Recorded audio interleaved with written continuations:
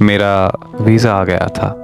जब उसे ये बात पता चली तो वो बहुत रोए जा रही थी और बार बार मुझे यही कह रही थी कि प्लीज़ मत जाओ यार। मैंने ये हमेशा दुआ की है कि तुम कभी मुझसे दूर मत जाओ यार, मैं मर जाऊंगी।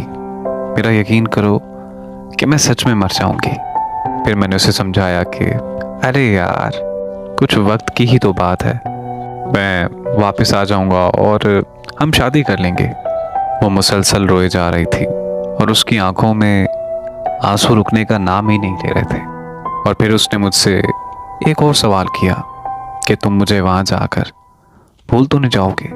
मैंने उसके सर पे हाथ रखा और उसे ये कसम दी कि मैं जिंदगी की आखिरी सांस तक तुम्हारा रहूंगा।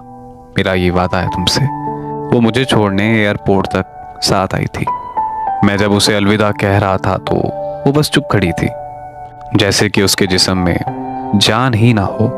मेरा उसे देख के हौसला मुकम्मल तौर पर टूट रहा था, लेकिन मुझे जाना था। घर से दूर परदेश जाते वक्त क्या गुजरती है, ये बात सिर्फ एक परदेसी ही समझ सकता है।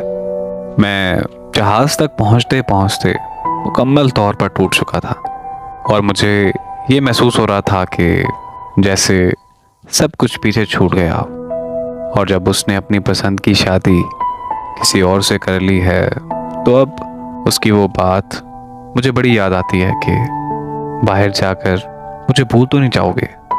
और फिर वो बात के दुआ करती हूँ कि अगर तुमसे दूर जाऊं तो मर जाऊं। तो अब मैं ये सोचता हूँ कि मैं किसी और से शादी कर लूं। और फिर उसकी दी हुई कसम याद आ जाती है कि मैं जिंदगी की आखिरी सांस तक तुम्हारा रहूंगा। फिर आंखें नम हो जाती हैं और फिर मैं कोसने लगता हूँ अपनी तकदीर को कि परदेश और हिजर मेरे हिस्से में ही क्यों। परदेश की कैद और हिजर की तन्हाई मुझे हर रोज रुलाती है।